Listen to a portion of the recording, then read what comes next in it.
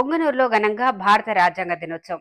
భారత రాజ్యాంగం పార్లమెంట్లో ఆమోదించబడి నేటికి 75 సంవత్సరాలు పూర్తి చేసుకున్న సందర్భంగా డాక్టర్ బిఆర్ అంబేద్కర్ విగ్రహానికి ఘనంగా నివాళులర్పించి డాక్టర్ బిఆర్ అంబేద్కర్ ని కొనియాడిన రాజకీయ నేతలు.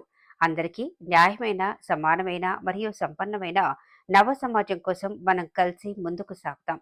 అతిపెద్ద ప్రజాస్వామ్య దేశంలో ఏర్పడి ముందడుగు వేసిన భారతదేశం దేశం యొక్క పురోగతికి మూల స్తంభంగా ఉన్న న్యాయం, స్వేచ్ఛ, సమానత్వం మరియు సౌభ్రాతృత్వం యొక్క సూత్రాలను పొందుపరచడం జరిగింది. అందరి హక్కులు మరియు గౌరవాన్ని పరిరక్షించడంలో మన నిబద్ధతను పునరుద్ఘాటిద్దాం.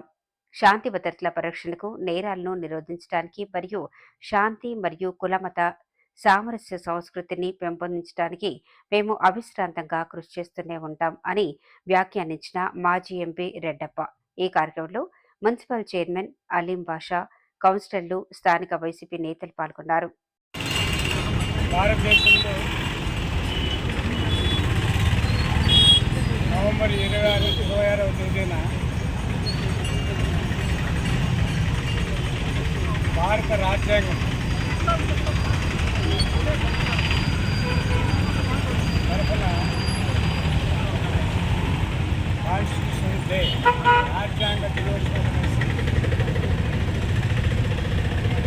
దేశ నలుమూలలో ఈరోజు ఈ ఉత్సవాన్ని జరుపుకుంటున్నారు. స్వాతంత్రం వచ్చిన తర్వాత రాకముందు చాలామంది ఎంతోమంది ప్రాణాలు అర్పించి త్యాగం చేసి దేశ స్వాతంత్రం కోసం పాటుపడితే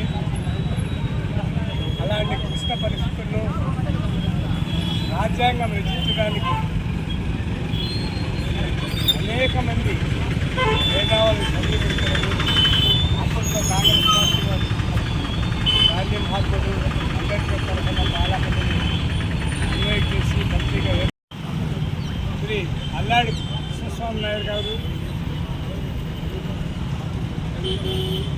చాలామందిని కొంతమంది న్యాయవాదులందరినీ కూడా పిలిపించి శ్యామ్ బెనగల్ నరసింహరావు గారిని కమిటీ ఏర్పడిన తర్వాత అందరూ కూడా చాలా వయసు ఉండని వారు కృష్ణస్వామి గారు సీనియర్ కాబట్టి న్యాయవాదిగా అతను కూడా డబ్బులు పడిపోతే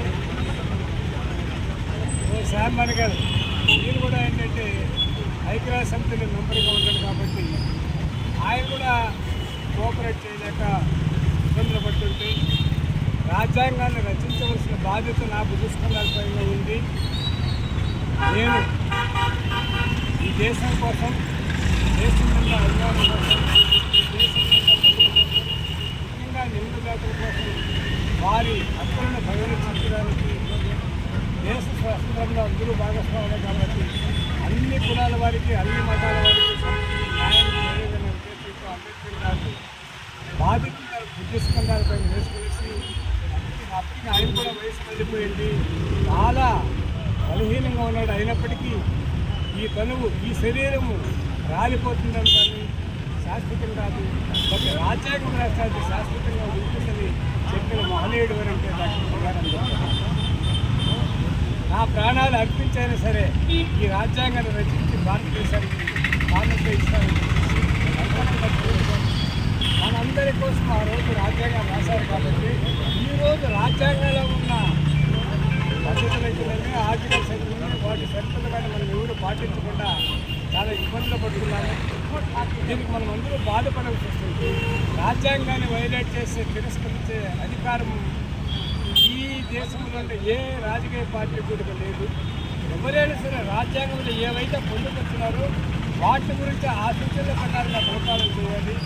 ఇక్కడ ఈరోజు కూడా మేము మా మాజీ ముఖ్యమంత్రి జగన్మోహన్ రెడ్డి గారి ఆదేశం ప్రకారము ఈ రాష్ట్రంలో అన్ని చోట్ల కూడా అంబేద్కర్ గారి సాక్షి ఎప్పటికీ అక్కడ అందరూ కూడా పూలమాలు వేసి ఆ మహనీయునికి ఘనంగా నివాళులు అర్పించాలని తెలియజెప్పడమే కాకుండా ఇద్దరి రామచారి గారు తప్పకుండా ఈరోజు అందరూ మీరంతా వేసి మేము అంబేద్కర్ గారి నివాళులు అర్పించడం కాకుండా ఈ ప్రభుత్వం మటుకు అందరూ ప్రజలు ఎదుర్కొని ఎదుర్కోబడిన ప్రభుత్వం మనమందరూ కూడా గౌరవించాలి.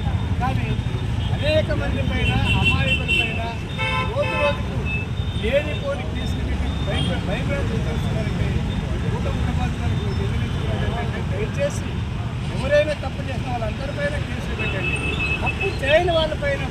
మృతదేహానికి పెట్టేది మంచిది కాదు. మీకైనా మాకైనా అంటే ప్రజల కోసం మనం ఉండేవాళ్ళం కాబట్టి ప్రజల దగ్గరికి పరిపాలన చేయాలి. ప్రజలకు అనుకూలంగా ఏ ప్రభుత్వమైనా నడుచుకోవాలి కాబట్టి దయచేసి తప్పులు చేసే గౌరవంగా అన్ని వసతులు కావలసిన సౌకర్యాలను ప్రజలకు చేకూరుతుంది. మా చేతి నుంచి మా సహకారం కూడా మీ ప్రభుత్వం ఉంటుందనేసి తెలియజేసే సందర్భంగా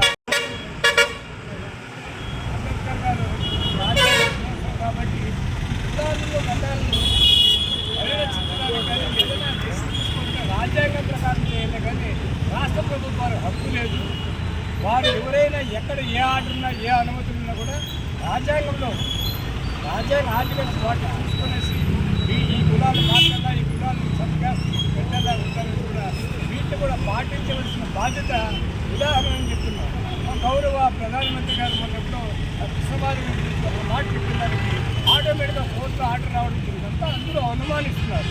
ఇదే ప్రధానమంత్రి చెప్పిందే సుప్రీంకోర్టులో ఇచ్చినారని చెప్పేసి కోర్టులో కేసులు పెండింగ్ ఉన్నప్పుడు ఈ గురుపాటుని పిలిపించి విచారణ జరిపించి ఏమి జరిగిందో కానీ వాళ్ళంతా కోర్టు వాళ్ళంతటి వాళ్ళు ఆర్డర్ నుంచి అధికారం వాళ్ళకి లేదు. కానీ ఇలాంటివి ప్రజలకు అనుమానం వచ్చేటట్టు ఏ నాయకుడు కూడా చేస్తే కూడా బాధపడాలి. ప్రజలకు అనుకూలంగా చేయాలి కానీ రాజకీయాలకు అనుకూలంగా కోర్టులు కానీ చట్టాలు కానీ చేస్తే బాగుండదు. కాబట్టి వాళ్ళందరూ కూడా భారత రాజ్యాంగ